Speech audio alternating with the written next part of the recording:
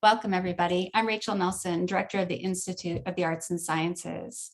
I'm speaking to you today from the unceded territory of the Awaswas-speaking Upi tribe and in solidarity with the Land Back movement and the related organizations for Indigenous sovereignty. It's a pleasure to welcome you to our first event of the new academic year. At the IAS, we host events regularly on most Tuesdays and occasionally other days, including panel discussions, film screenings, and artist talks. We hope you keep an eye out for the great programming we've lined up. It's particularly appropriate to begin the new event season with this celebration of Beth Stephens and Annie Sprinkle's new book, Assuming the Ecosexual Position, The Earth as Lover. And I'm grateful for the Arts Research Institute and Science and Justice for co-sponsoring the program. I'm also thankful to Dean Celine Perennias Shimizu, our new Dean of the Arts, for joining us to introduce Beth and Annie. But before I turn it over, I will just say that the partnership with the ARI and Science and Justice for this event, as well as Dean Shimizu's participation during what has been a very busy 2 weeks for a newly reopened campus, is a testament to how central Beth and Annie's art practice and teaching is to the arts here at UC Santa Cruz. At the IAS and with our friends and collaborators in the arts division and across the university, we believe that the arts can serve as a meeting place where people from different fields on campus and in the broader community can come together to engage in the critical issues that we're grappling with: climate crisis, the pandemic, incarceration, border issues, and social inequality, to name a few. In the face of these crises, Beth and Annie's joyful and radical revisioning of the relationships we have with each other and the earth that you're going to learn more about today through their performances, films, and other works exemplify the importance of the arts. The arts are powerful because they can help people perceive and experience urgent issues differently. As many scholars, theorists, and artists have compellingly argued, the arts provide different ways of seeing and knowing. I could say a lot more, including how much I truly adore Beth and Annie, how thrilled I am for all the special guests who've contributed to this celebration, and how happy I am that Dean Shimizu brings to the campus a vision for diversity and equity in the arts, which is galvanizing. For now, though, let me welcome the Dean with a quick last note to all of you that if you have questions and comments throughout the Q&A, please do add them and we will leave time for them. Dean, do you want to join me? Thanks. Thank you so much to the brilliant director of IAS, Rachel Nelson, for that warm welcome. I'm so glad to be here for this fantastic celebration of Beth Stephens and Annie Sprinkle's new book, Assuming the Ecosexual Position, The Earth as Lover. Beth and Annie need little introduction at UC Santa Cruz. They are renowned artists and beloved members of the university. Beth, or Elizabeth Stephens, to give her formal name, is a filmmaker, performance artist, activist, and theoretician with a PhD from UC Davis. She is a professor in our art department, faculty in the Environmental Art and Social Practice MFA, and founding director of the Earth Lab, Environmental Art, Research, Theory, and Happenings here at UC Santa Cruz. Beth has performed and exhibited her works widely, both nationally and internationally. Annie Sprinkle lists her former and current professions as sex worker, filmmaker, and artist with a PhD in human sexuality. However, this is a bit understated. Her work as a performance artist and sex educator are hugely influential in contemporary art and beyond.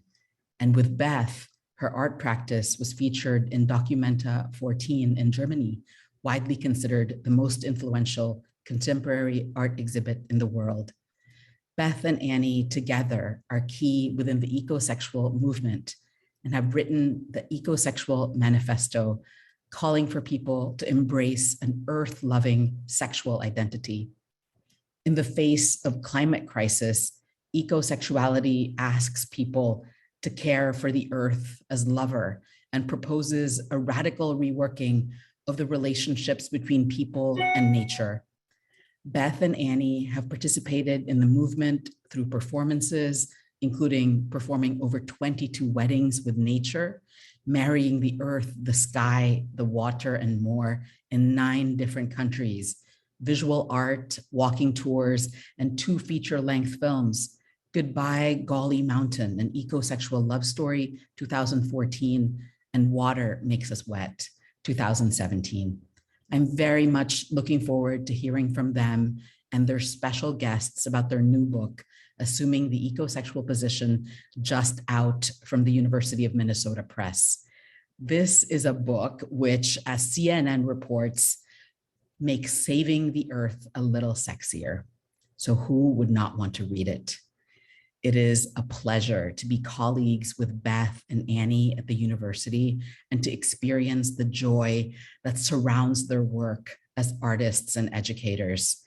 And I am so glad to welcome them and their special guests today at the IAS.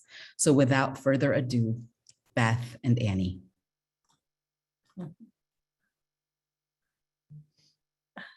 Hi, everybody. Hi, thank you. That was such a beautiful introduction, both by Dean Shimizu and by Rachel Nelson. Thank you so much. Thank you. I'm Annie, and that's Beth. I'm Beth, and we're the Ecosexuals. And we want to thank everyone that Rachel thanked, and we want to thank the Arts Division. And this book was supported by the Arts Research Institute also, and we've had a lot of support from our community and from our friends. We're part of an ecology of performance art artists and an ecology of sex workers and ecology of the earth. And we're just really happy to be doing this presentation today for a new book. And thank you everybody who's joining us today. We are excited to have a discussion at the end of this time together. And we're really grateful to our amazing friends and colleagues. We've got lots of little videos they've made as we cross the United States and back that we're going to share. They kind of do a lot of the work today, or spreading the love really through their support of this new book we have. And Dean Shimizu mentioned the Earth Lab, Environmental Art Research Theory and Happenings that we have at UC Santa Cruz. And we invite everyone to collaborate with us there. But I would like to introduce our visiting fellow, Evelyna Jarosz, who is teaching in Krakow. And we just married the brine shrimp with Evelyna and with Justyna at the Great Salt Lake in Utah. So Evelyna is actually here with us now, and she is part of a movement called the Blue Humanities. So Evelyna is an underwater activist and part of the Blue Humanities, and I hope that you all get to meet her before she has to go back to Poland in a couple of weeks. So shall we start? Yeah. Our friend Guillermo Gómez-Peña also just produced a new book. It's called Gómez-Peña Unplugged. So if you get a chance, this is a beautiful book too. And he was gracious enough to read our Ecosexual Manifesto 2.0. We have a long one that's the 1.0. And we just did a 3.0 also. To address COVID issues, but Guillermo is a poet and a good friend and a radical philosopher. We work together to kind of make a poetic version of the manifesto, and they're in here, but he made a video accompanied by his collaborator, Allison Lovejoy, who's an incredible musician. So if you're wondering who the Ecosexuals are and what they do, please listen. And I shot this with my cell phone, so you might need to turn up the volume a little bit. Maybe we'll see how it goes. So should we kick it off? I will. And let me just tell everybody too, I've got some questions for Beth and Annie that I'm going to mix in as we go along. We have a lot of videos to share with you today from a lot of great special guests. If you have questions, I said it before and I'll say it again, please just add them in the Q&A and we'll add them in as we go along. I know that I'm going to play the manifesto. This is going to give us a good sense of what ecosexuality is, and then we'll have Beth and Annie follow back up. So let's see how this goes.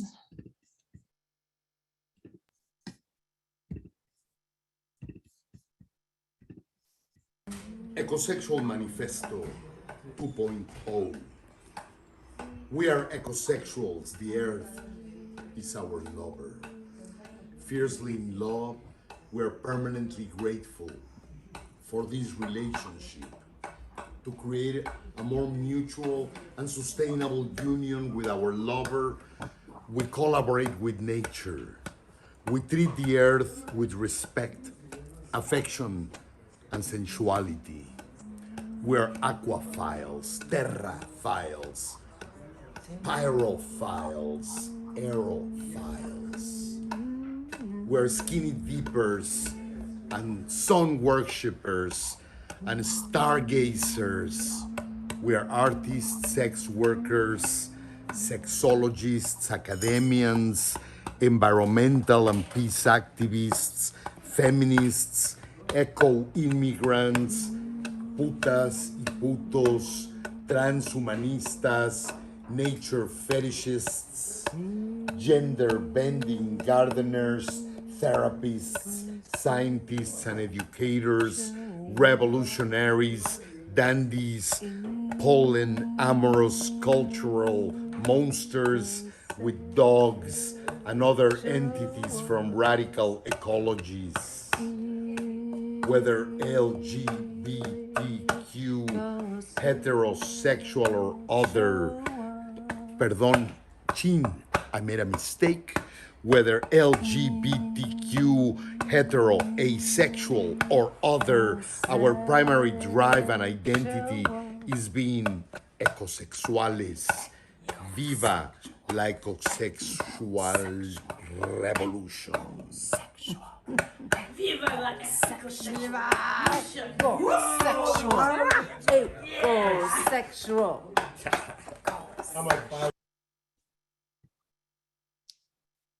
My sweet Beth and Annie, Oh, sorry, just a second. I just met you and I already love you. God, I thought that was the dean. I was like, oh.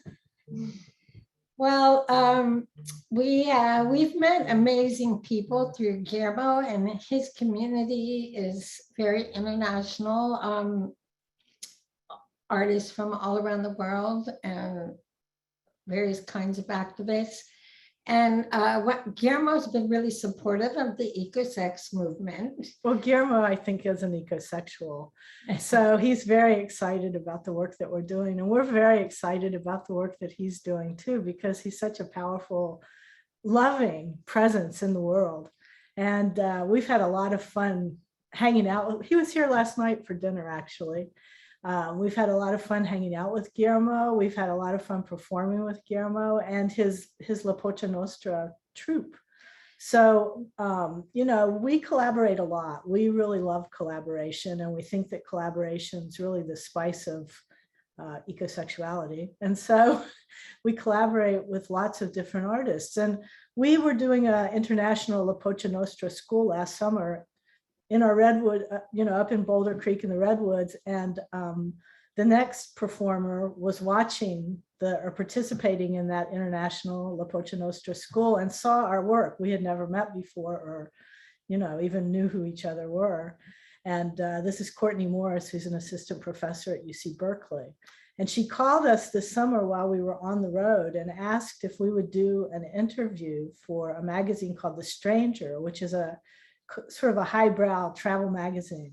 And of course we said yes, because we say yes a lot. And so, yeah, our book is just a month old. And we were very excited to get an email from Courtney saying, I read your book in a day and a half. I couldn't put it down, and I'm going to teach it to my class.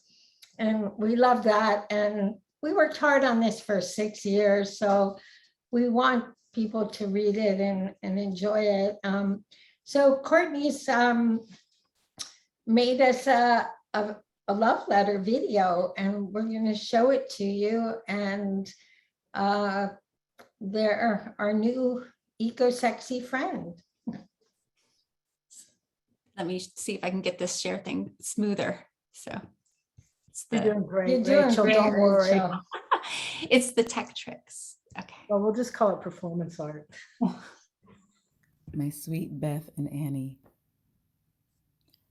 I just met you and I already love you fiercely. You two have given us a tremendous gift with your new book, Assuming the Ecosexual Position, The Earth is Lover.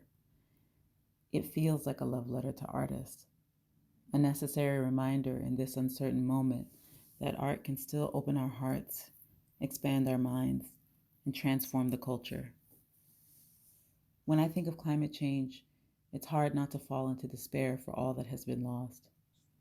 Your ecosexual vision of the world feels like exactly the medicine we need to heal our climate grief and tap into the wisdom of pleasure, sweetness, and play as we imagine another way to be in relationship with the earth. Lucille Clifton says that the earth is a living thing, a black bear, a black hawk, a fish swimming in the womb of the world, a favored child of the universe.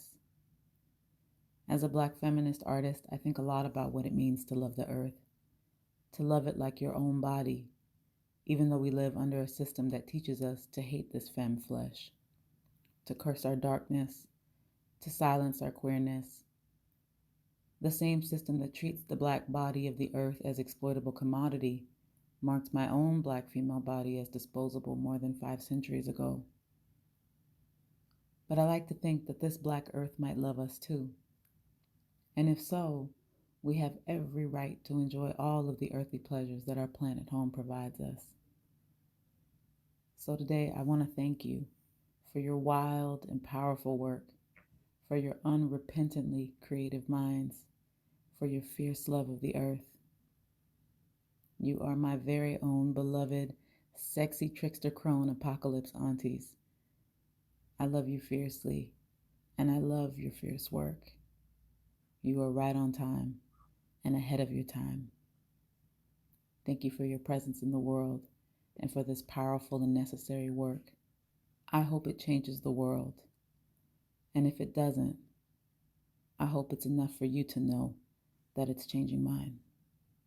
Love, Courtney.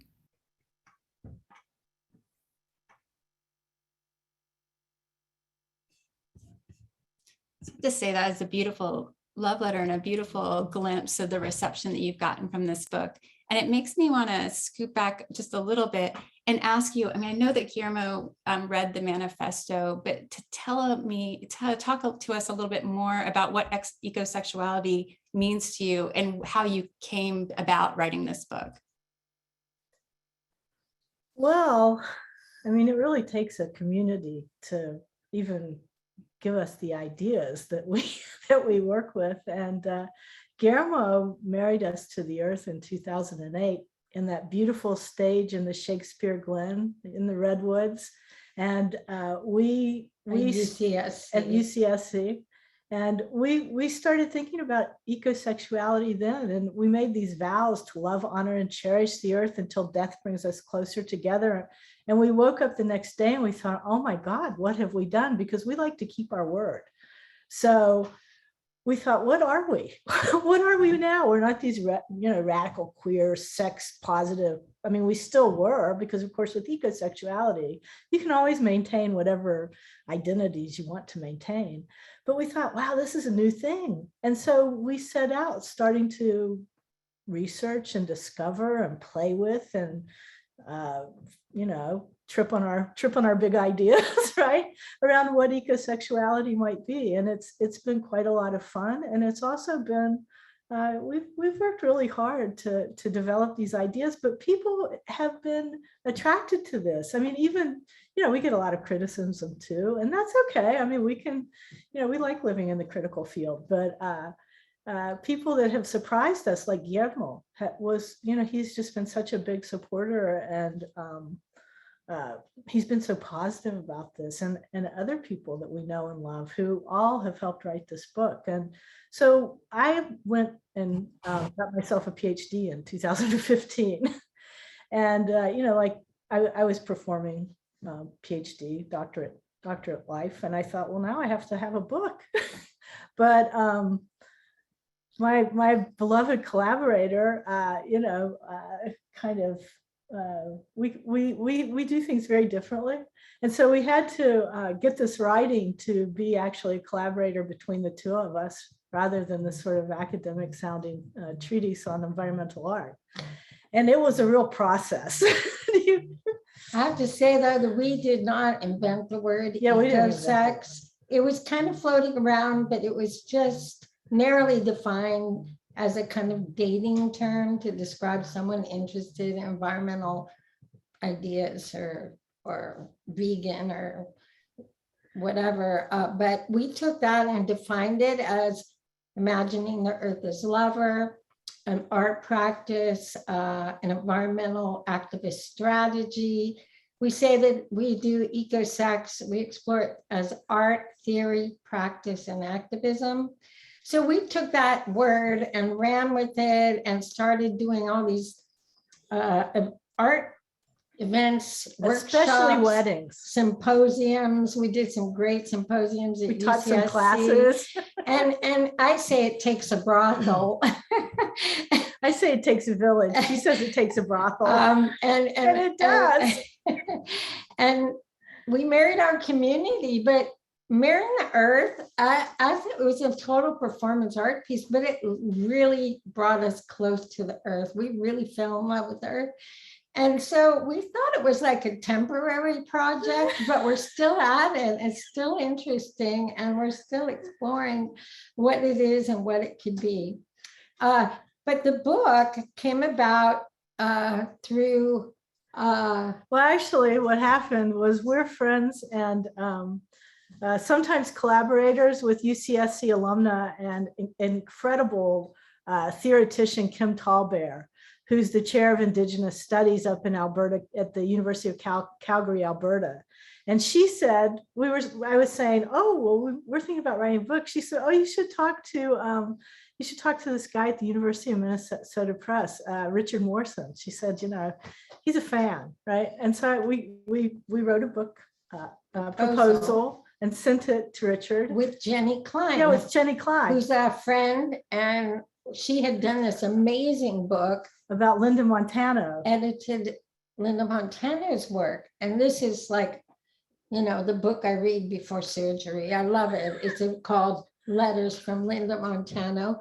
And we had been on a panel with Jennie. So Jennie Klein said she'd help us. Jennie Klein didn't just say she'd help us. Jennie Klein met us in West Virginia, where I'm from. And we all had coffee down in Charleston, West Virginia. And we kind of concocted this book based on interviews, which of course is not how it went at all. But Jennie was right there from the very beginning also. We made a proposal and they accepted it. It took a year to make it down the pike and get it peer reviewed.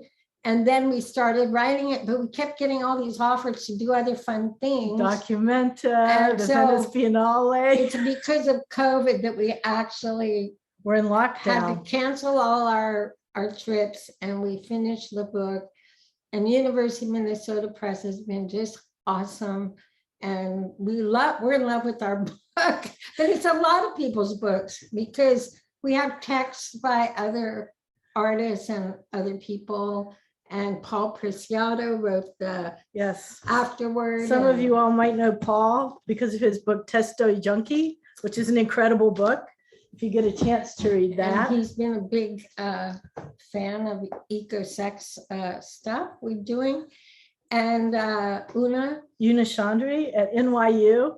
I went into my library before this and I grabbed all my beloved books. I mean, I feel like everyone that participated in this book are dear friends. And so we really make work in friendship and community. And it's so important to us to do that. And with animals, and we collaborate with the non-human. K-HAW has a new book out.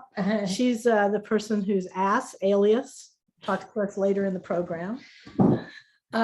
So we're going to see a little video from Jennie Klein, who helped us enormously finish this book. It helped with editing and asked us questions and made us think and helped us find our voice. She's an artist wrangler for sure. And she's a professor at Ohio University. And so her last book is a book about Marilyn Arnsom, who ran Mobius Gallery in Boston, Massachusetts, which was the first gallery I ever performed in. So And Jennie put up with us. yes, Sometimes we're not we can get a easy. little wild. We get all excited and it sounds like we're fighting, but we're actually working it out. And Jennie's like, she was chill, you know. So She's written into, and she said, don't forget Peter. Right. Yes. Peter, so she- our yes. editor. Yes. Who Yes. also wrangled us. Peter Martin Right. was our editor at the press, but Jennie Yeah. really, she was No, our, Peter also really, she was really our helped. midwife. Jennie, Yeah, we thank had you. a lot of midwives. Yeah, and other people have read it. Joe Kramer gave us some good feedback and others. Well, let's hear from Jennie. Let's hear from Jennie.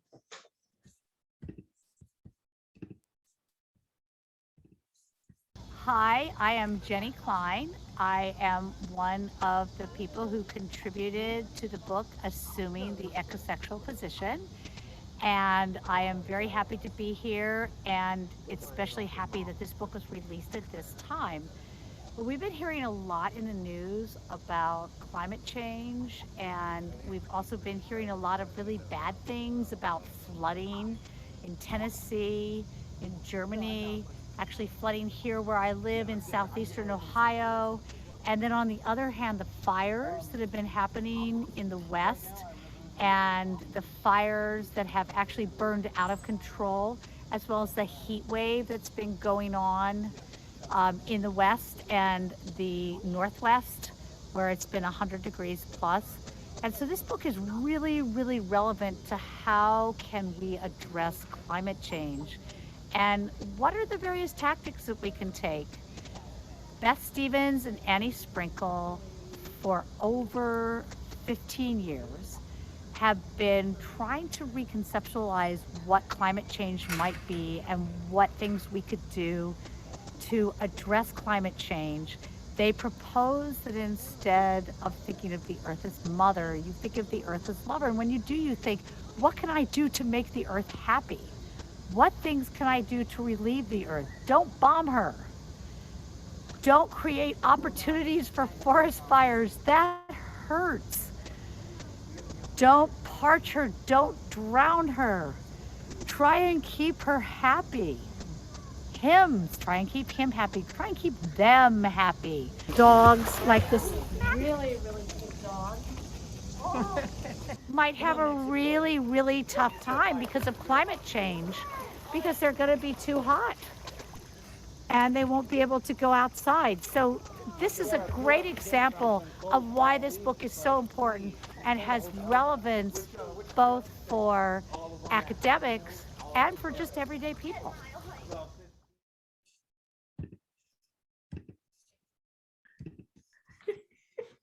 So we were staying in a hotel because we gave a little book talk to her class, and there was a pool there, so we put Jennie in the pool. But while we were recording her, this whole family, this is Appalachia, right? This whole family jumped in the pool, including the dog. It was great. You know, Jennie, thank you. Jennie, thank you. We love you. We couldn't have done it without you. Thank you. Yeah, that's Jennie. right. Thank you.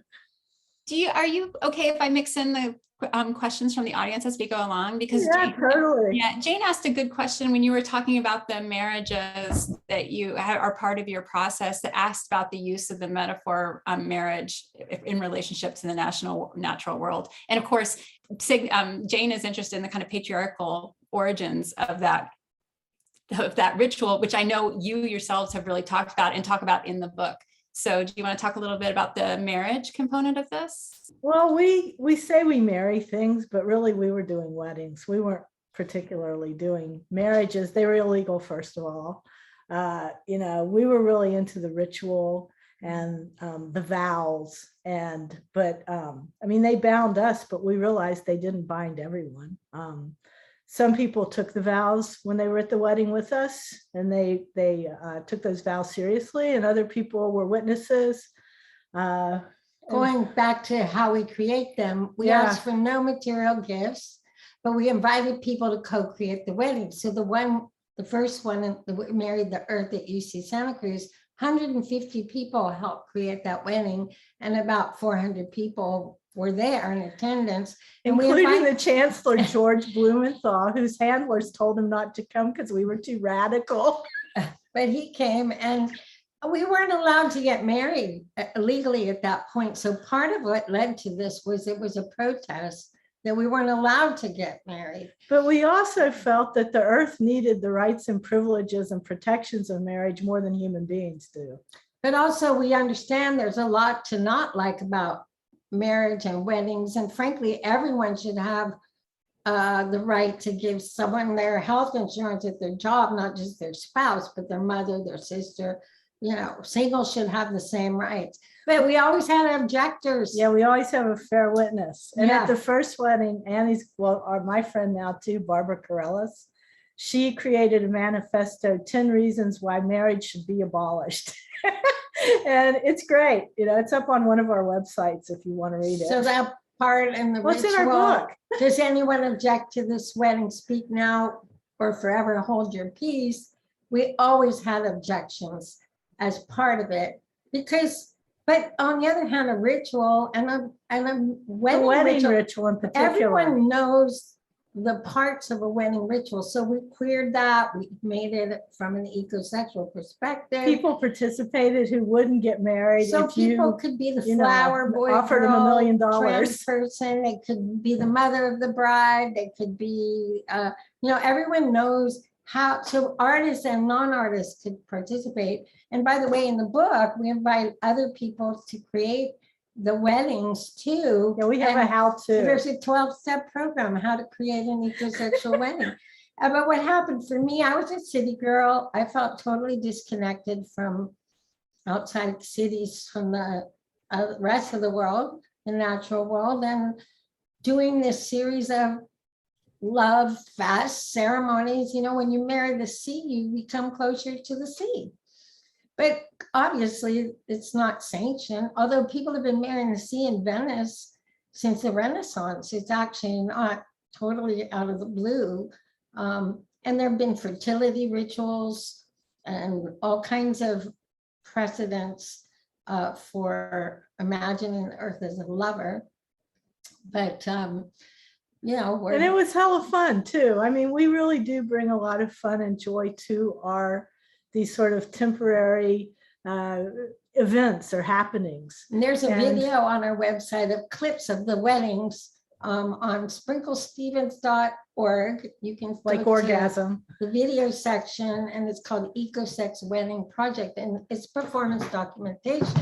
In fact, we- Annie has written a book called Planet Orgasm, in case any of you, Explorer's Guide. Explorer's Guide to Planet Orgasm, in case you wonder what that org really means. Oh, but now Beth and I stopped doing the weddings. It's a hell of a lot of work. Well, But other we have people are not been doing allowed them. to stop. Do Like- you want to just talk for 2 minutes Here, about sit this? here. This is Evelyna again. Evelyna. And she just enticed us I to wanna marry the brine shrimp.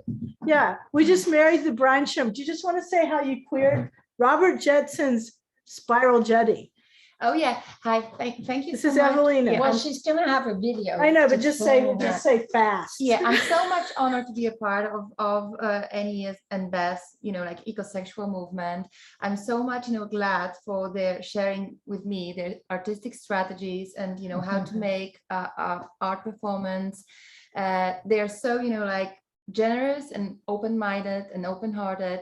And I'm just very grateful for how they changed the conventions of writing academic books to make them more accessible to people, how they changed the conventions of making documentary movie to be more like multi-species, including and fun. And yes, we had this great adventure together to marry the brine shrimp at the Great Salt Lake. Everyone should go marry the brine shrimp, and everyone should read Donna's book, When Species Meets, too. Donna Haraway. Yes, Professor Emeritus. yes. Yes. So should we go on to the So next? we have a video video? that Evelyna made right after she married the brine shrimp. And Evelyna's a fellow at the Earth Lab, so. And she's also writing a review of our book for Poland. Yeah. Yay.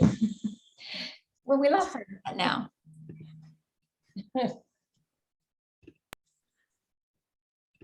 Hi there, we are Cyber Nymphos.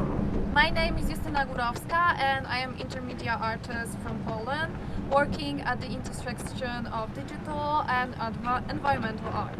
And my name is Evelyna Jarosz. I am an interdisciplinary scholar from Poland, working at the intersection of environmental art projects and blue humanities. Being concerned with the climate changing that's been affecting Great Salt Lake, we decided to marry the brine shrimp that inhabiting it.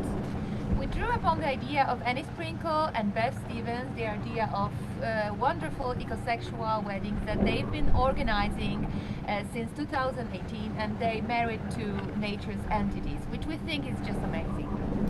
So when we saw the brine shrimp, we fell in love, and also we were very sad seeing them struggling and dying in this shrinking and with the high salinite Great Salt Lake. Yeah, and we were also wondering how to involve technology to improve the visibility of the awareness about the environmental issues related to the Great Salt Lake and the pillar of this beautiful lake, which actually the brine shrimp is. So we decided to use the emerging technology, the augmented technology, to visualize a brine shrimp for our wedding. Oh yeah, and that's how Justyna Górowska came with the idea of Artemia app to help people to get to know brine shrimp better, to bring them closer to people, and to share their love and spread their love among, human beings. So right now we are at HK Rocket Garden in Utah, around 25 miles from Spiral Jetty, where we get married. Spiral Jetty was the witness of our wedding and is no longer alone. It's not single anymore, because not only she is accompanied by the real brine shrimp, but also the augmented reality brine shrimp. So it's not a loner. And we are holding the book by Annie and Beth, which is just a great reading. You may read it as a manual for artists, scholars, creative workers, for everybody who wants to make a change for the well-being of our dear planet Earth. So we love the idea that the Earth is no more the matter we can exploit, but the Earth became our lover. So we highly recommend you to read the book of Annie Sprinkle and Beth Stephens.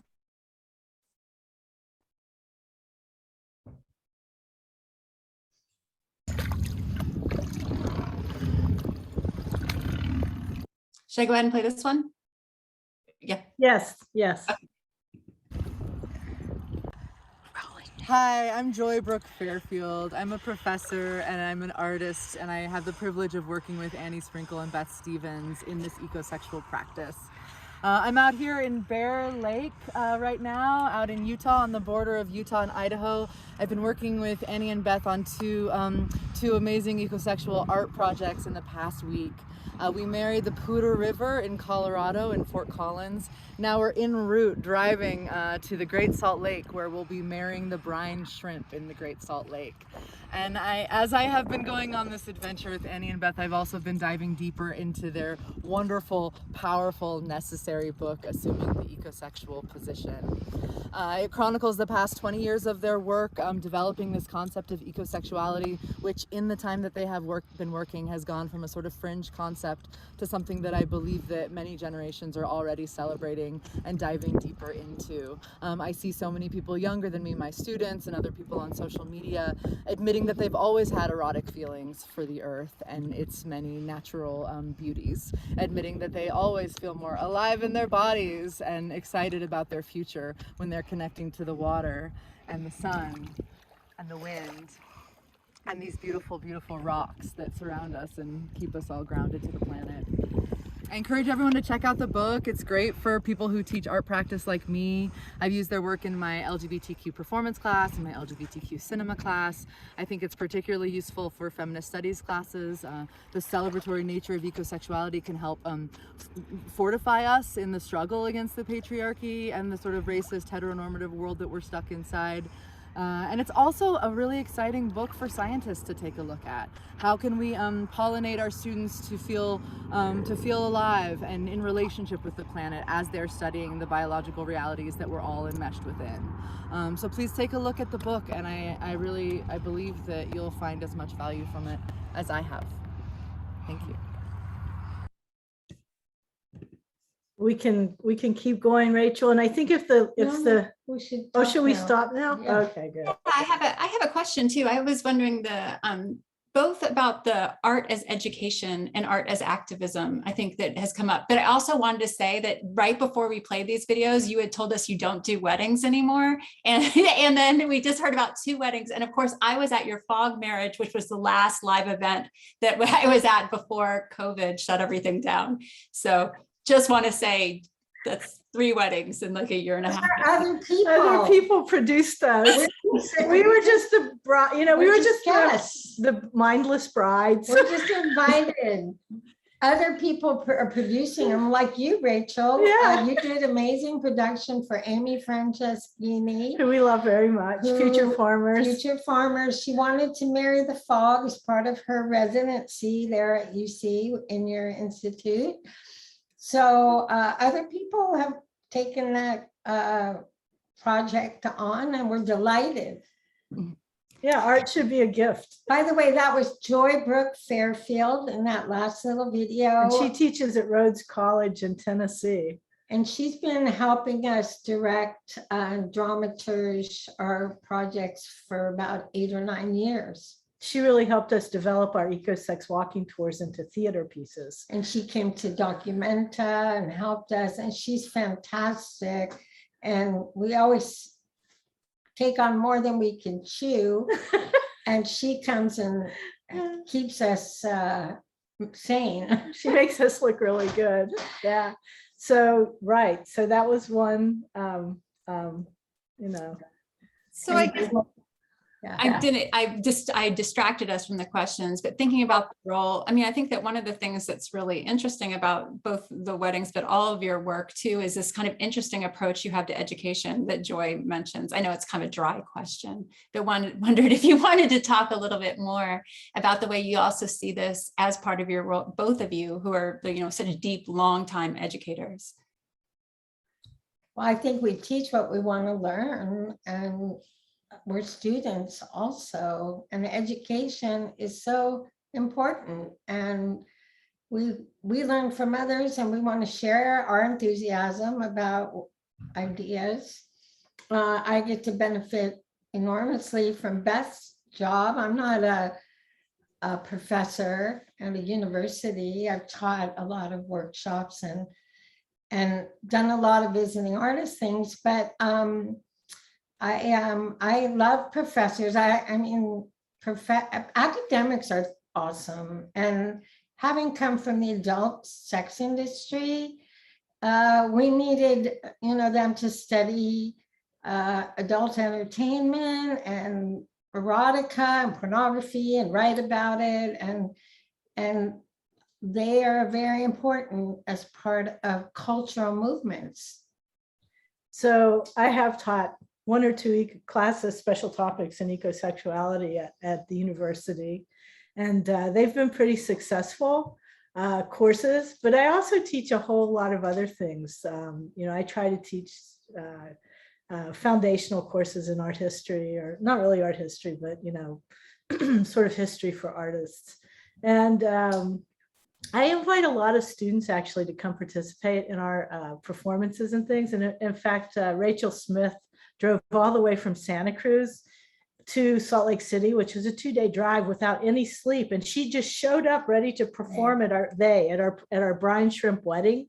And it was so amazing because they added sparkle to this wedding that we kind of needed, because it was a very minimalist affair.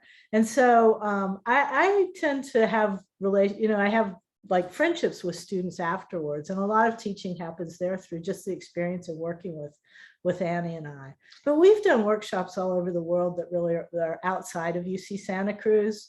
I always try to be well behaved at UC Santa Cruz, but when We're not we're not everybody's cup of tea. You know, a lot of people don't resonate with the work we're doing and who we are, and that's fine.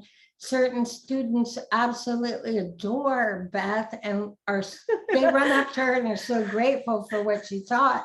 And others are like writing letters like that she has witches and sex workers and, you know, all kinds of weird people in her classes.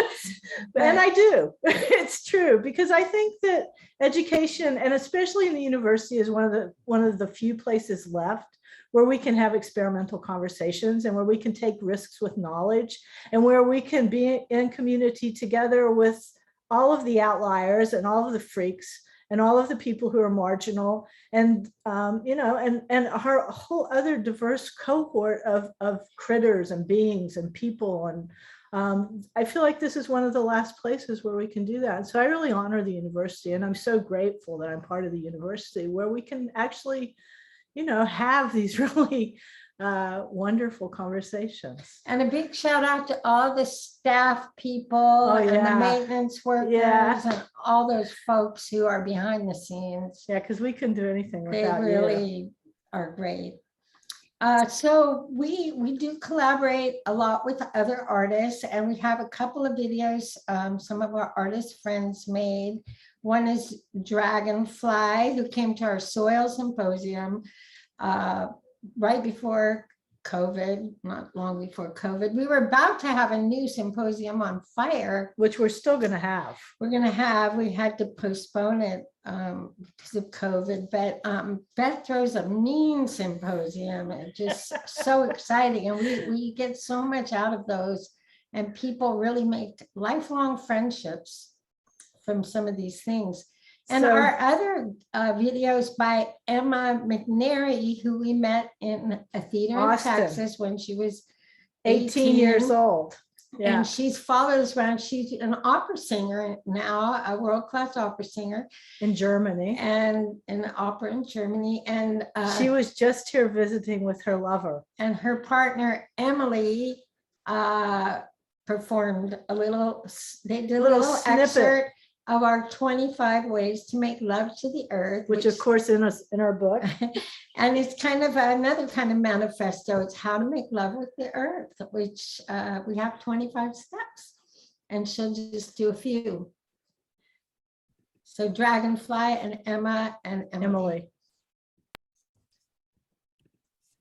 And if the I'm Dragonfly. I am. You want to say something? If the video lags, maybe start it and stop it again to let it catch up. Yeah, let it catch up. And tell me if they're lagging, because I can't tell on my side. So honored to be a part of this legacy of ecosexuality. Being ecosexual it's not just a title. It's a lifestyle and it's a community. To be an ecosexual is to inherently be anti-racist. Is an ocean better than the river? Is a river better than the sea? Is the sea better than the creek? Is a mountain better than the valley? Is a beach better than the forest? You can't love all of creation without loving all of the people who are part of that creation. That's what inspired the feeling that led me to write this after our participation in Pride. Despite the parade being almost fully corporate co-opted, fucking Walmart, the streets were packed with the utter joy of rainbows and weirdos and queerdos and bulldaggers and fags and some naked people and loads of fabulosity and lovers and couples and children and old people and clowns and ninjas and ganja and sodomites and hairy armpits and saggy boobs and great asses and gender benders and more damn joy, and black people and white people and brown people and yellow people and red people and orange people and olive people and purple people and even straight people all dancing in the streets. I may be black, I may be wearing blue, but today I am the rainbow. El agua espira la tierra nuestro hogar, somos polvo y espuma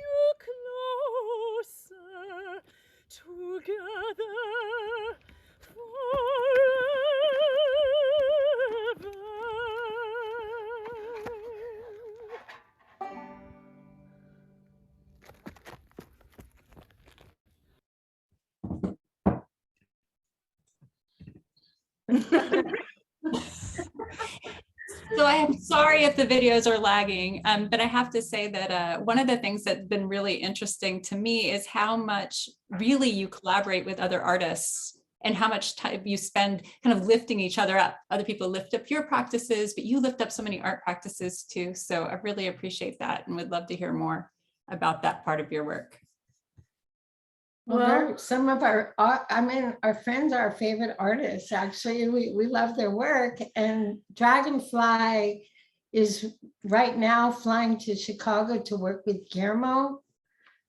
We're a community, and Emma grew up with us, and we're friends, and we all travel similar circles. And we just love their work, and we love artists. And also, we say that we're trying to make the environmental movement a little more sexy, fun, and diverse, and a place where people like punk rockers or heavy metal people can have a place to express themselves and be themselves, or someone like me can fully be themselves, because I didn't fit into the Sierra Club. They don't appreciate some of my shtick. Yeah. Cleavage Yeah. and stuff, you gotta. Well, and I just want to say, Dragonfly, we first met Dragonfly at a mountaintop removal event, an anti-mountaintop removal event in West Virginia, when Reverend Billy came down to work with the Keepers of the Mountain, and we'll hear a little bit from them. And Larry, she was a student of Linda Montano right, yeah, in Texas. But Larry Gibson was the president of the Keeper of the Mountains Foundation. He's since passed on, but we met her there, and then we just started doing workshops. And the event that she was talking about was an event where the Earth Lab sponsored a contingent in the GLBTQIE parade up here in San Francisco, and we had the water contingent. So there we were, everybody was dressed in blue. We were pushing our little blue pollination pod through the streets with no mechanization whatsoever. And we were celebrating water. And, we were between Walmart and Chase Bank or something. I mean, it was just unbelievable how corporate that parade was. But our contingent of ecosexuals was the most beautiful rainbow in the world. And addressing the drought. We were in the middle of a drought. It's like, how can we not do a parade contingent about water? Because without water, we're dead. But also we were water. making our film. That scene is in our film, Water Makes Us Sweat. And we also believe in art as not just a ritual around weddings, but, a sort of psychomagical ritual to help us with whatever it is we need. And certainly in these times, we need a lot of lifting up of each other and of the earth and of the animals. And hey, almost 1 million people see that parade on TV.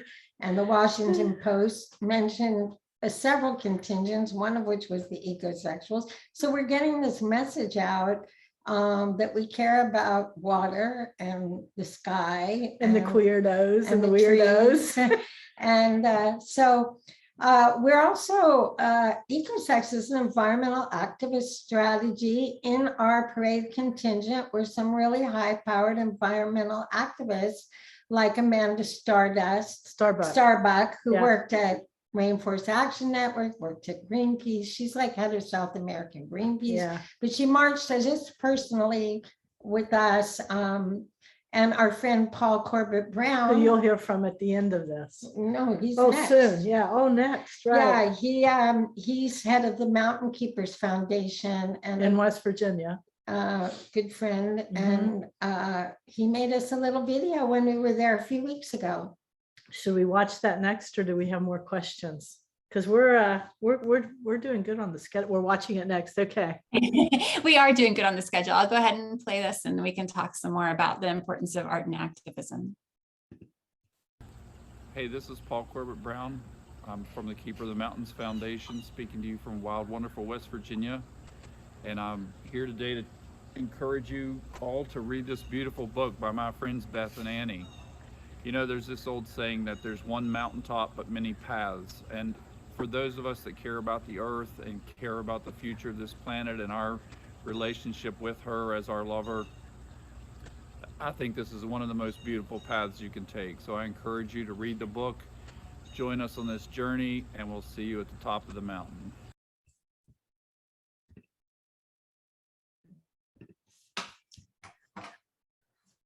So maybe you can talk a little bit more. I'm going to keep turning off my camera just because of the connection, but maybe you can talk a little bit more about activism and the importance of art and activism. And I think that, and talk more about your movies. Oh, I don't know if everybody knows about them, but they're fantastic and definitely accessible. So. oh, well, thank you, Rachel. Well, we go to activist events, meaning protests, and Paul he's very active in West Virginia, but Annie reminded me he also went to Germany and got German banks like Deutsche Bank to disinvest from fossil fuels when he was over there. He's a very eloquent speaker, and you know, he has done hard work against many odds. I mean, West Virginia is still, I mean, well, you can just look at Joe Manchin and see how stubborn they are in terms of changing their ways. And Paul really stands up to power. And he's a very brave person. And it's been a, you know, it's been a real slow road to change the kind of environmental devastation that's still going on there. It's disheartening. And I think part of what we do in our work is that we try to give people, you know, some relief from that sort of facing these opponents who are just so well funded and so politically connected that really, how can two little ecosexuals change that? But people have told us that we do lift their spirits and that we give them hope to keep fighting in the trenches of these environmental battles, which, I mean, this last year, more environmental activists than ever were murdered in fights in the Amazon and South America. And like my friend Larry Gibson, who started the Mountain Keeper Foundation, he died of a heart attack, which was directly related to the stress that he felt by being hassled every time he went to his cabin up on Cayford Mountain in West Virginia. People harassed him. So, you know, those kinds of stresses add up also, where people die of stress, basically. So we engage directly in activism, and we also try to make the environmental movement a little more sexy, fun, and diverse. And we try to give at least a little reprieve to some of the brave people that are, you know, always fighting. We're kind of lovers, yeah, not fighters, but she's a fighter. I can be a fighter. But there's different ways to be activists. But Beth made her first film was Goodbye Gauley Mountain. That's Gauley. Like the Gauls. It's on Amazon Prime right now. But it was on Netflix for a while. And for 3 it's years. about her love of her home place and the mountains. 500 mountain tops have been leveled, the size of Delaware. Anyway, that was her first film, and she got the film bug. And now our second one was about water, called Water Makes Us Wet. And that was more about California and my childhood swimming pool. My mom's in it, my sister's in it. So they're kind of like, we weave all kinds of parts together, but they're kind of fun movies about very difficult subjects. And Beth just applied for a Guggenheim grant for our next film and got it. I helped a little. She wrote it, and that was quite something to get that kind of support for our next film. Well, especially since we were wondering if we should really talk so much about being ecosexual, and then I just decided, you know, hell, we're ecosexuals. You know, the word, if people don't want to fund us, that's okay, but other people are funding us doing this work. Yeah, the word ecosex scares people. Well, the word sex scares. Yeah, the word sex. We push up against sex negativity a lot and taboos. Bring this forward because you're light. Oh, did my light go? Let's go back. She's got okay. Too See, much Annie's light. the light director. I'm lighting her. Okay, we're all moving. We have this huge table here. Thank you. Thank you. Okay. So yes, we're always looking at the light. Yeah. But we love the darkness of soil and all that, and the darkness of night. And we did marry the moon, but Thank you, Paul, Corbit Brown, and all environmental activists out there Yeah, for you're our doing their heroes. parts. We're just doing it our way. We practice what we call strategies of joy, which an artist named Roberto Jacobi in Argentina devised. when all was lost and the military had taken over and people were disappearing and He was dying. having parties in the street. Yeah, it's a kind of, we use queer. Well, it's an embodied resistance, and that's really what we do. Yeah, we do that. And I also, I wanted to say something, but I'm forgetting what I wanted to say. But anyhow, we fight very serious issues with strategies of joy. And I don't know, I mean, how can you tell what kind of effect you have? I mean, it's really hard to measure those kinds of things. But I do know that we have brought happiness to people who might have had a harder time finding it, you know, in the environmental movement. But part of what we're doing is also really sex education, expanding on the idea of what sex is beyond genitals coming together. Oh, we have really expanded what notions we of have sex are. a new definition of orgasm in the book. Sex is everywhere in our universe, and The we earth call it is the a sexy- ecosexual gaze. When It's you a start sexy, to see sexy it. place. And you know, we got to think about all the sex toys that are filling landfills and the porn that's taking up electricity, and it's not, you know, about having the right outfit or manicure or whatever. You know, the sex and pleasure can be a very sensual experience, and so we use the word eco-sex. You don't have to be, you know, it can be a conceptual fantasy thing, or it can actually be running naked through nettles or something like that.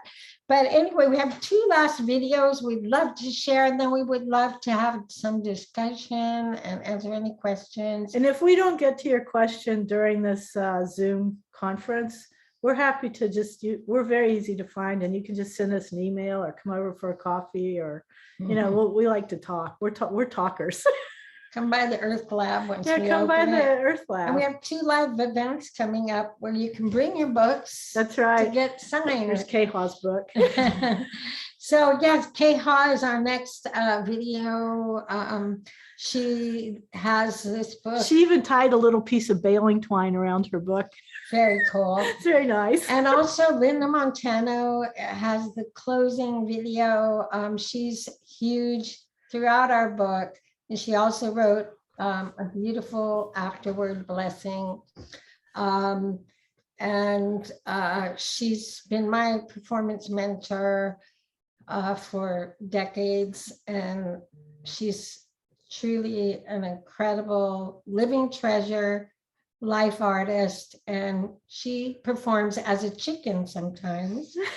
And she has other people perform as chickens. She gets also. everyone to act like Yes. chickens. She had us all performing as chickens at the Museum of Modern Art in New York.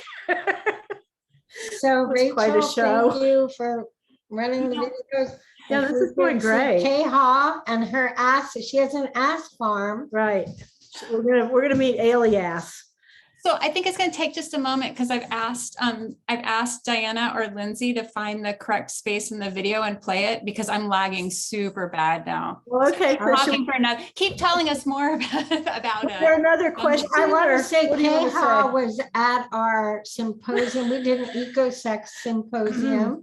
Down at the barn. UC, and it was And I was amazing. forbidden to bring any animals to the farm, which was a little counterintuitive because farms are about animals. But I was forbidden to bring a donkey to the farm. Well, first it was very hard to find a donkey, but we found a companion donkey named Benito.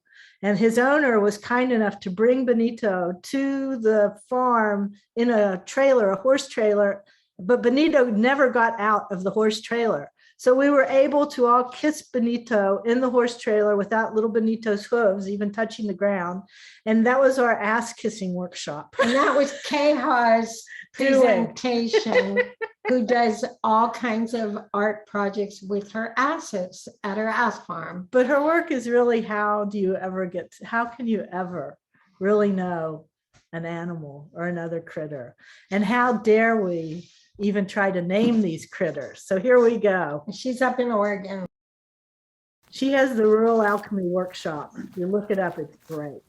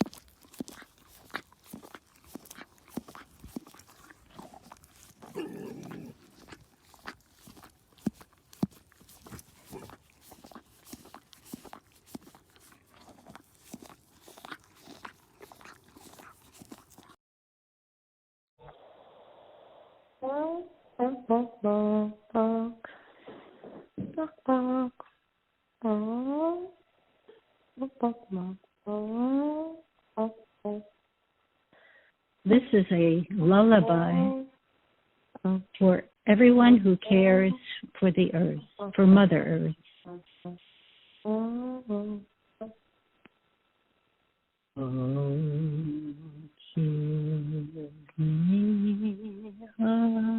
Home where the buffalo roam,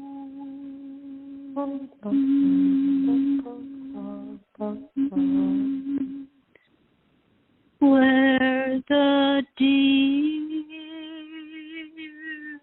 and the antelope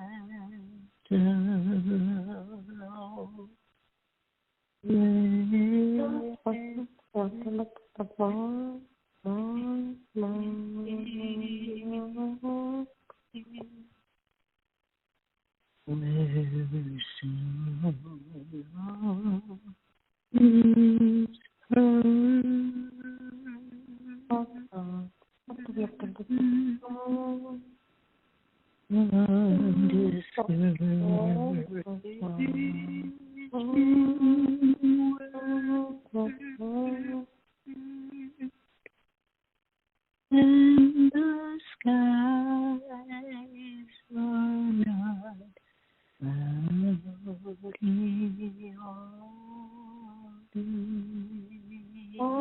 cloudy.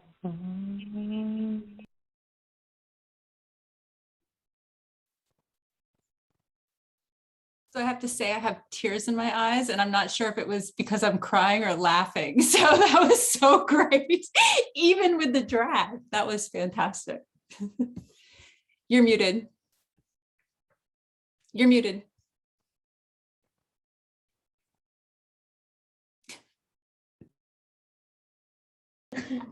Okay, I'm introducing Butch, and the only way we can get him to be over here is by bribing him with treats. This is Butch. No more treats. There he goes. Butch is one of our big collaborators, and he's in love with Evelyna. Evelyna, because Evelyna babysat him. But special thanks to our wonderful friends K-HAW and Linda Montano And Samara's Flowers, who allowed us to video their chickens. They're just on the other side of the fence. Up here in San Francisco, we've got a little farming going on.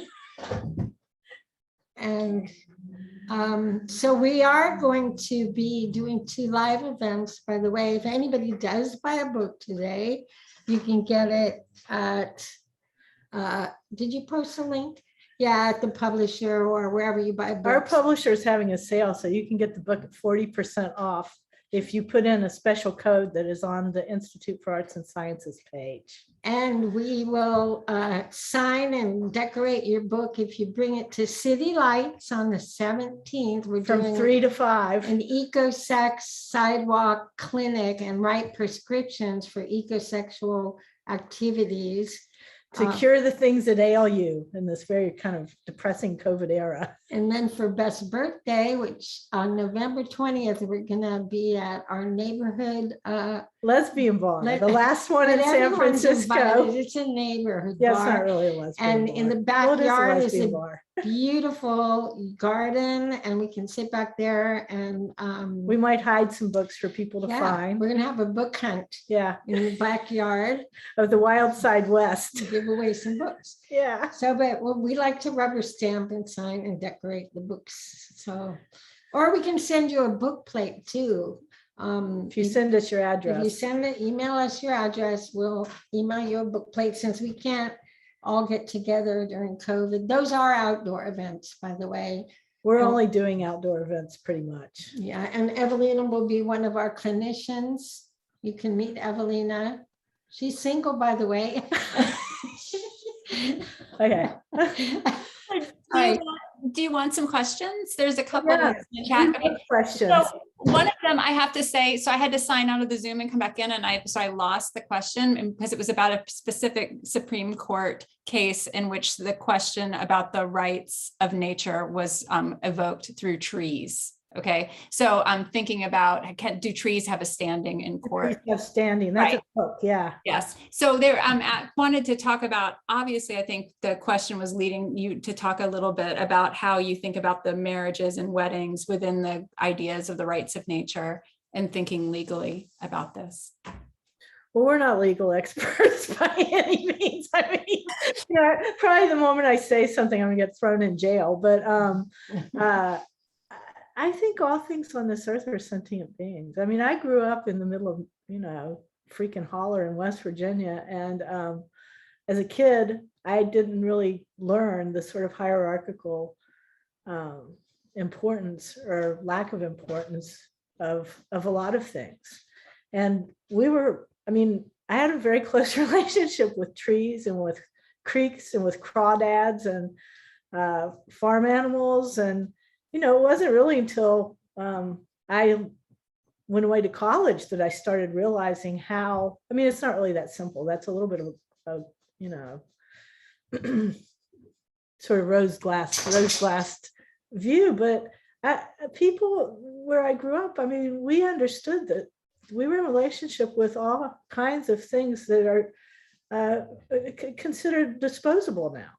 And that's why we're in such a mess, I think, because we've just turned the whole earth into a big, garbage disposal. And, when you depend on the earth to stay alive, which we do, we just don't see that we do that, then you appreciate things. Even hunters who kill, the thing that they're hunting, appreciate that animal. And so,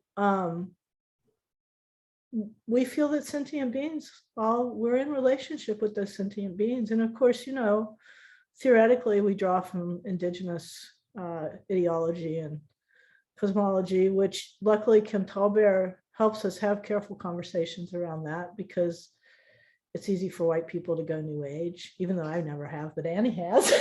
So, that's a complicated question. And I think that as Westerners, white Westerners, people with white privilege, that we've been taught that things are commodities, things are fungible, including other people. And that's just a very, very dangerous way to be in the world. And I think that the chickens are coming home to roost on that right now. So this is the totally polar opposite question from Kim Jordan. And Annie, who wants to know your definition of orgasm? Oh, where's Brooke? I'll have to look it up. Yeah. Okay. Let's see. It's in both books, actually. Premenopause or postmenopause? Why don't you ask another question while I find it? Okay. Well, the other one is that Erica Rand says they're inventing a question primarily to say hi, and do ecosexual artists still bronze panties? Oh, yes, we do. I was going to say, we love us some bronze panties. Ecosexual artists use technology, and especially the ancient, lost wax techniques of bronzing. And we have the only foundry in the UC system. So, Do you use the foundry to bronze panties? That's where I made these bronze panties, were in the foundry. That's fantastic. I didn't know that. The only bronze project I've ever done. Incredibly successful. Yeah. So, Annie, you don't know what an orgasm is? They're looking through bibliography. We worded it very carefully, but basically, that's bad when you have to be careful about orgasms. It's later in the book. We've been disciplined. It's in chapter 9. Basically, the definition of orgasm that Western sexologists use has to do with, blood flow and tension and muscular tension. It's very physiological. And we expand on that definition. And I spent a lot of time working on the writing, so I wanted to read it. But it's basically a much more expanded concept of excitement, and it can be an orgasmic state, a state of streaming energy, an excitement. It's a buildup of, it's a release of excitement, really. So tell them about your it can happen cloudgasm. in all kinds of ways in different parts of the body. Tell them about your cloudgasm. Forget the book. Tell them about your anyway. It's a treegasm. Tell them about the cloudgasm in New York. Oh no, that's for another day. Everybody can read the book because it's well described in the book. 2 books. Yes. So in the book, I mean, it's a pleasure to read because it's just like the two of you, like it's a conversation, and it feels both intimate and thoughtful, and, pointing to all these big ideas, but through these personal experiences, for instance, the cloud orgasm. Well, we ask questions like, where does the body start and end? Like, our biome clouds are having an orgy right now. Like, we are only part human. We're made up of mostly of water and stardust. So when you have calcium, all kinds of other minerals. Sex with other humans is also ecosex. Because we consider humans to be part of, not separate from the earth. So we are the earth, and we are water, and we are minerals, and we are all these other creatures. So then when you start thinking about sexuality from those perspectives, when you watch a bee pollinating a flower, or when you smell a flower, you're putting your nose into the genitalia of the flower, and it just changes everything to think about reproductive parts. And you can eroticize. Why just fantasize about humans? Why not fantasize about an orchid? Or we get asked about consent a lot with the non-human, and how do we ask consent? And we used to get kind of irritated by that question, because really the answer is that you can't use the English language to ask consent to another, tree, for example, entity that can't answer you back in English. But we hang out with a lot of dancers and performance artists. And our friend Kevin O'Connor, who I went to Davis with Kevin, he's a dancer, and he's an amazing, amazing, amazing dancer. And he talks about co-sensing. And if you're near, say, a tree, you can just try to sense how that tree might feel in your presence. And obviously being around trees changes how people feel, or changes how I feel. Changes how a lot of people feel. And so starting to explore these ideas of co-sensing leads into how we might be able to ask consent. And we really think about these things, even though we know there are no clear answers. But what's interesting is our neighbor can't, somebody could be killing a whole forest of trees and no one cares. But if you talk about hugging a tree, they're concerned that you're doing something terrible. If you're some hugging people a tree. care if you're clear cutting a tree. Hugging, environmental activists care, but our society doesn't. Tree hugging is a taboo, but cutting down a forest is GDP normal. So we think about these things, and yeah, we never want to hurt a non-human. We don't want to hurt anything. But let's face it, we all eat vegetables. We're all walking on. Some people eat millions of little entities on the ground. We're walking on the backs of creatures, billions of creatures, billions and billions every day.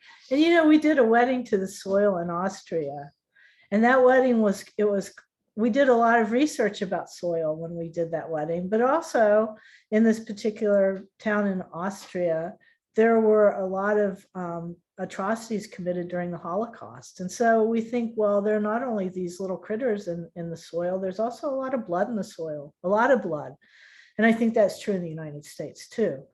We've had a bloody history, and a lot of that blood has gone into the soil. And, you know, and then there's the blood and soil thing of the Nazis, right? I mean, we think about these things and we don't always come up with answers, but we raise the issues. And I think they're important issues.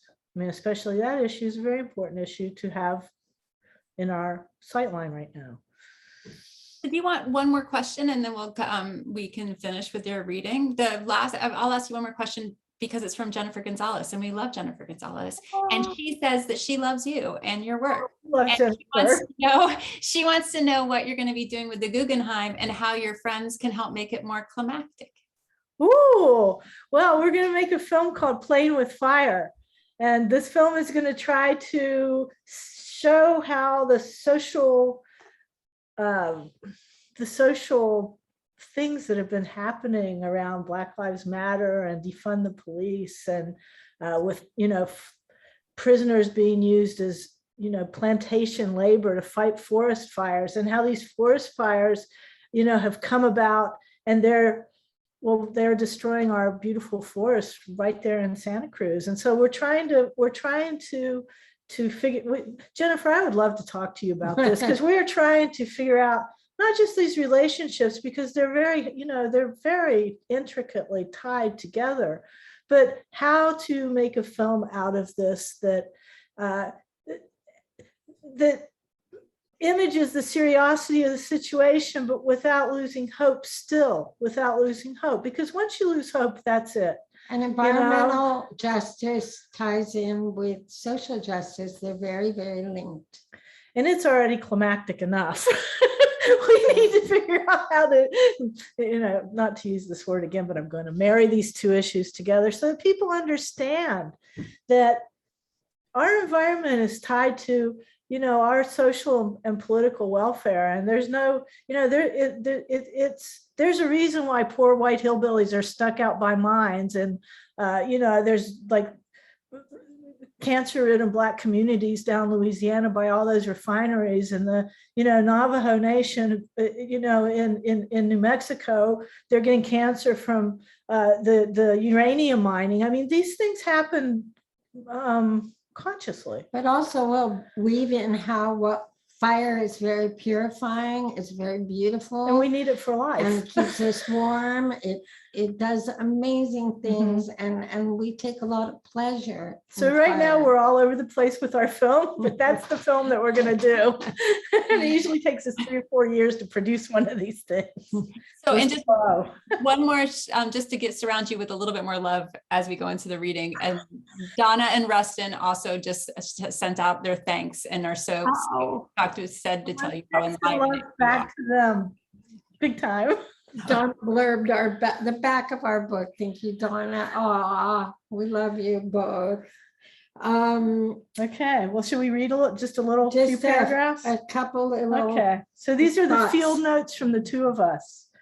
While we have sometimes critiqued the environmental movement, we want to say a deep, heartfelt thank you to all of you environmental activists in the world, past, present, and future. So many are completely unsupported and are suffering greatly and are viciously attacked. And many have been murdered. Some are in the jungles, some are on the farms, some are in the cornfields, on the borders, and some are working from within the big corporate worlds. We all owe environmental activists a huge debt of gratitude. We can only imagine what a toxic, deadly mess the world would be now if it had not been for the protectors of the Earth's environments everywhere. Our mission is not to save the Earth. That is way beyond our capabilities. Saving anything is definitely not our forte. We would have to become politicians, power brokers, or psychomagicians, work from inside the system, or throw our naked bodies in front of lumbering mining equipment and die for the cause, which probably wouldn't change much anyway. Instead, we see ourselves as yentas or matchmakers, helping people develop more loving relationships with each other and with the non-human world. We hope also to offer some pleasure and comfort in what can be anxiety-ridden times. Of course, we could not have assumed the ecosexual position alone. It takes a brothel, a university, a community of artists, activists, friends, dogs, peacocks, earth, wind, fire, and water, bacteria, biomes, mycelia, and worms. In other words, it takes an ecosystem. Thanks for following the story of our ecosexual love adventure, and solidarity forever. Solidarity. Solidarity. Now we're going to make a little toast with Martinelli's. We got it? Thank you, Rachel, for wow, Rachel. And thank you. And there's more love in the Q&As. Patty Gallagher, Jennie Klein, Dragonfly.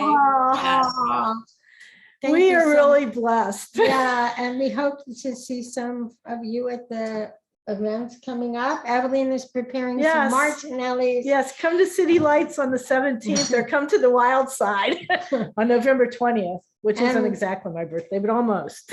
And we hope to see you at the Earth Lab. And welcome to the new dean. Thank you huge for that welcome to the dean. Yes. Introduction. And it's going to be so great to see all my colleagues again in person, because here's to you. And here's to you, UC Santa Cruz. Ecosexuality would not have probably been as well developed anywhere else, right? Yay. Thank you, University of Minnesota Press. Oh, yes. And Jennie Klein. And thanks to everyone who helped, because there were a lot of cooks in this kitchen.